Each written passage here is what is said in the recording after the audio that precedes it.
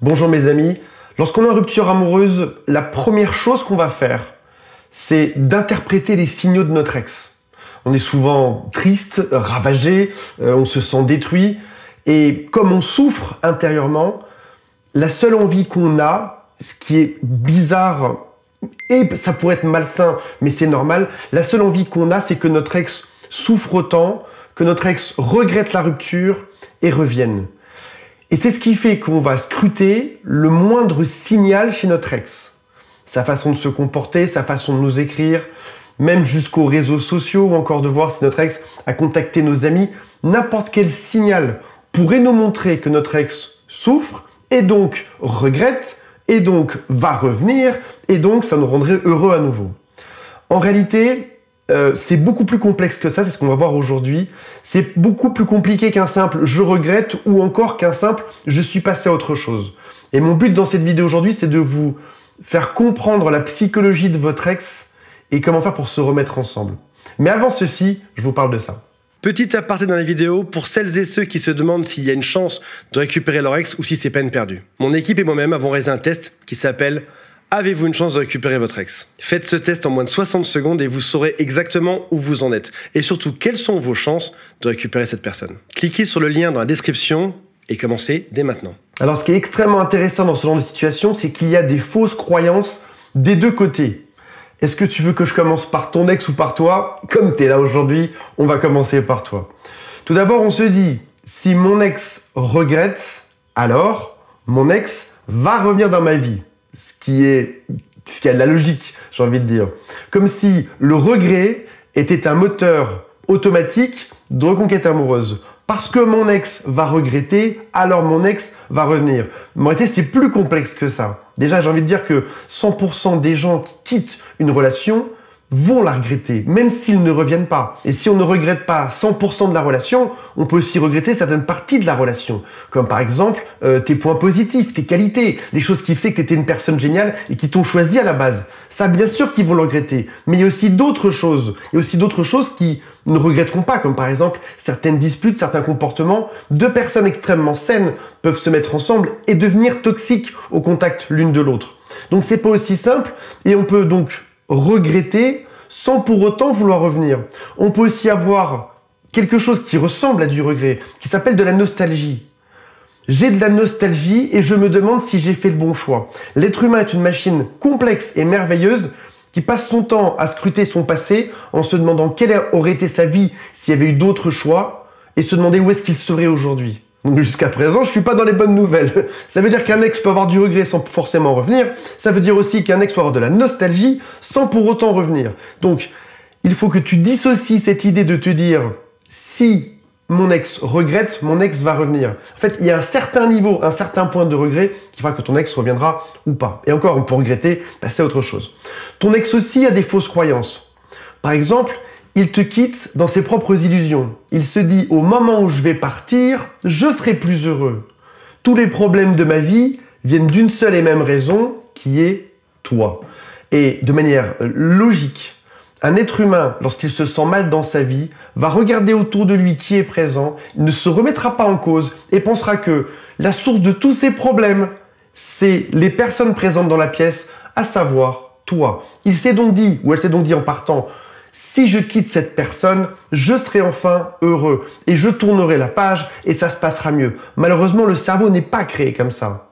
Au moment où tu quittes quelqu'un, t'emportes tes problèmes. Mais il y a un délai de temps entre le moment où tu crois que ça ira mieux parce que t'es parti, il y a même une forme d'euphorie quasiment à quitter l'autre. Et au bout de quelques jours, de quelques semaines, tu te rends compte que non, ton état ne va pas mieux. Donc c'est le signal que ce n'était pas la faute de cette personne dans la pièce avec toi. Si t'allais mal, c'était peut-être de ta propre faute. Si ton ex est assez intelligent pour s'en rendre compte. Peut-être qu'il se dit aussi qu'une nouvelle relation pourrait suffire à tout effacer. Mais là également, c'est rarement aussi tranché, c'est rarement aussi direct. Au début, ton ex se sent bien, libre, fait la fête, sort, va voir des copains, il n'a plus de contraintes, il n'a plus les problèmes que vous aviez dans ce couple-là, ces problèmes sur lesquels il focalisait. Il retrouve sa liberté, il est super content, elle est super contente. Il va même peut-être aller draguer, je dis pas que c'est forcément le cas, mais ça peut arriver, et il se sent vivant, mais ça retombe juste après. Tout ce qui est superficiel n'ira pas changer les problèmes internes en réalité. Et donc ton ex peut être pris dans un paradoxe, c'est-à-dire qu'en gros, D'un côté de son cerveau, il ne veut plus le couple, votre couple tel qu'il était, mais en parallèle, j'ai envie de dire, et en parallèle, il ressent aussi un vide qui est une sensation de manque qu'il n'avait pas anticipé. Et là, on arrive sur ce fameux silence radio qu'on répète dans chacune de ces vidéos en disant que au bout de quelques semaines à quelques mois, on arrive dans ce paradoxe qui fait que ton ex se remet en question et est prêt à changer et à revenir. J'ai créé une formation vidéo en 12 modules qui s'intitule « Récupérer son ex en 60 jours ». Le programme de formation s'affiche juste ici. Pour vous inscrire gratuitement, le lien est dans la description. Donc pour résumer ces deux premières parties, les choses ne sont pas si simples que ça de ton côté pour comprendre le regret de ton ex et du côté de ton ex.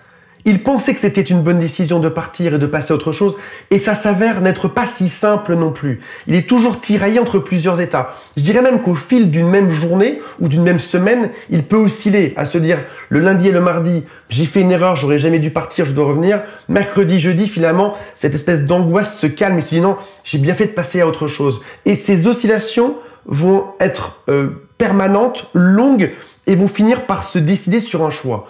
Ce choix, c'est « j'ai fait une erreur, je dois revenir » ou ce choix va être « j'ai bien fait de partir, c'était une erreur de rester avec cette personne ».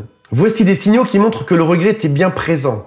Alors, attention, encore une fois, tu as bien compris dans cette vidéo aujourd'hui, ce n'est pas parce que ton ex a ce type de regret qu'il va faire un retour en fanfare avec un grand drapeau en te disant qu'il t'aime, qu'on va se marier, etc. Ce sera beaucoup plus subtil. Il peut par exemple prendre contact sans raison apparente. Un petit coucou, comment vas-tu? Ou encore une excuse bancale, j'ai trouvé un truc qui t'appartient, comment va ton chien? Est-ce que ton père va mieux? Etc. Ça peut être aussi une présence discrète mais persistante. Très dur à dire comme mot, persistante. Une présence discrète mais persistante. Il regarde tes stories, il va liker tes posts, il va poser des questions à tes amis. Donc là, on parle de contact indirect. C'est-à-dire qu'en gros, toi, tu arrives dans une situation où tu veux analyser ça et ce n'est pas assez pour être une évidence que ton ex regrette et veut revenir, mais c'est pas non plus anodin. Donc tu te retrouves coincé dans cet entre-deux, à te demander ce que peut bien penser l'autre et analyser vers où est-ce qu'il faut que tu tendes, parce que dans un cas de figure, tu pourrais te dire c'est mort à jamais, je laisse tomber et je pars et je passe à autre chose, quitte à souffrir. D'un autre côté, une autre solution serait on se remet ensemble et il suffit juste que j'attende, mais tu es coincé entre les deux, tu n'arrives pas à te décider. Et pourquoi est-ce que tu es coincé dans cet entre-deux? Parce que ton ex est également coincé dans cet entre-deux aujourd'hui. Le fait qu'il soit dedans, entre je veux revenir et je le quitte à jamais, te coince dans la même situation. Il envoie suffisamment de messages, directs ou indirects, pour que tu te poses cette question-là. Tu peux aussi avoir des signaux qui sont contradictoires. Donc un jour, ton ex se rapproche et affectueux, et le lendemain, complètement froid et distant, et t'as plus rien. Et ça montre juste ce dilemme interne. Le regret, de manière plus surprenante, peut aussi prendre deux autres formes. Une forme qui est écrite ici, qui est la colère. Il te pique, il est agacé, et c'est très surprenant, mais il t'en veut de t'avoir quitté.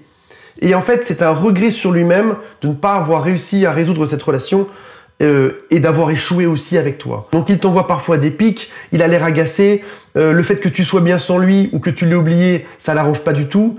Il réagit à tout ce que tu fais. Et c'est pas anodin, ça cache une forme de frustration de ton côté. Parce que tu fais ce silence radio, tu montres que tu passes à autre chose, ou tu fais semblant d'être passé à autre chose, ça montre que toi, tu n'as plus de doute, tu es en train d'avancer, là où lui reste dans le doute. Et c'est là que la dynamique commence à changer. Il est dans le doute, tu es dans le doute, même s'il montre rien. Toi, tu montres que c'est bon, tu fais ton silence radio, tu passes à autre chose. Tu montres que tu n'as plus de doute. Tu dis c'est bon, j'abandonne, je passe à autre chose. Ça l'agace, parce que lui n'arrive pas à fermer cette parenthèse. Le fait que tu ne doutes plus est en train de fermer une porte dans sa vie. De manière assez surprenante, tu peux aussi avoir un ex qui doute énormément et qui ne montrera absolument rien. Ce qui est moi, mon profil. Moi, parfois, je quitte, ça m'est déjà arrivé, je quitte, j'ai des doutes gigantesques, mais je ne montre rien. Alors, je me fais quitter aussi parfois, hein, une fois sur deux, mais quand je quitte, je ne montre rien alors que j'ai tous ces doutes en moi. Donc, certains profils bizarres peuvent aussi être pleins de regrets, pleins de doutes et ne montrer absolument rien. Et certains peuvent même aller voir ailleurs parce que la douleur ressentie du fait d'être parti est tellement forte qu'ils ont besoin de focaliser leur attention sur autre chose. En sortant avec Jean-Jacques, je ressentirai moins de peine que si je reste seul. En sortant avec Anne-Mathilde, Claire-Sophie, je serai moins triste, je vais mettre mon attention sur autre chose et ça me fera oublier la peine que j'ai. Un peu comme un alcoolique qui irait vers sa bouteille, un drogué irait vers son shoot.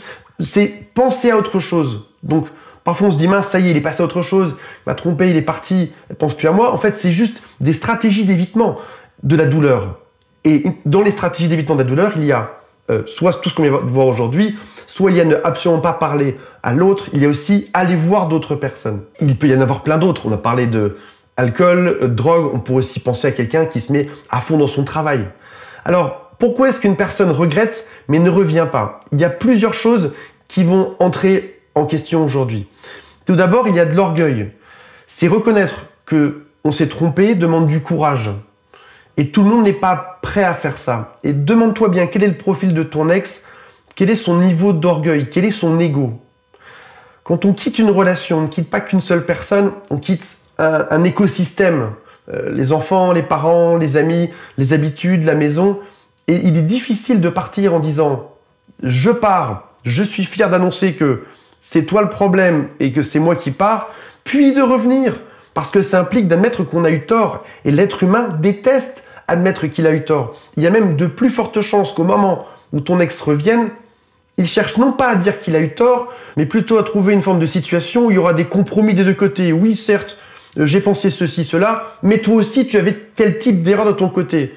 Par fierté, il va chercher quelles étaient tes erreurs, puis éventuellement en admettre quelques-unes des siennes, pour pouvoir dire fièrement à l'entourage derrière, je suis parti parce que papa était comme ceci, comme cela, parce que maman était comme ça, je suis parti parce que mon mec, mon copain était comme ci, comme ça, mais je reviens parce qu'il a changé, il a compris ceci et cela. C'est ce qui leur permet de garder leur ego et leur orgueil. Donc pose-toi bien cette question de, est-ce que mon ex est orgueilleux au point d'avoir du mal à reconnaître ses erreurs et donc au point de mettre de côté une deuxième chance à cette histoire, alors qu'en fait, s'ils admettaient juste qu'ils étaient en tort, ça se passerait mieux. Si vous envisagez de récupérer votre ex et que vous avez besoin de soutien, sachez que depuis 10 ans, je travaille avec des coachs et des psychologues pour accompagner les VIP chez jerécupèremonex.com. Nous ne proposons pas une solution miracle, mais un travail sérieux qui est d'ailleurs noté 4,5 sur 5 sur Trustpilot. Pour en savoir plus, prenez rendez-vous gratuitement avec l'un des membres de notre équipe. Ça peut être aussi autre chose, c'est la peur de reproduire les mêmes erreurs.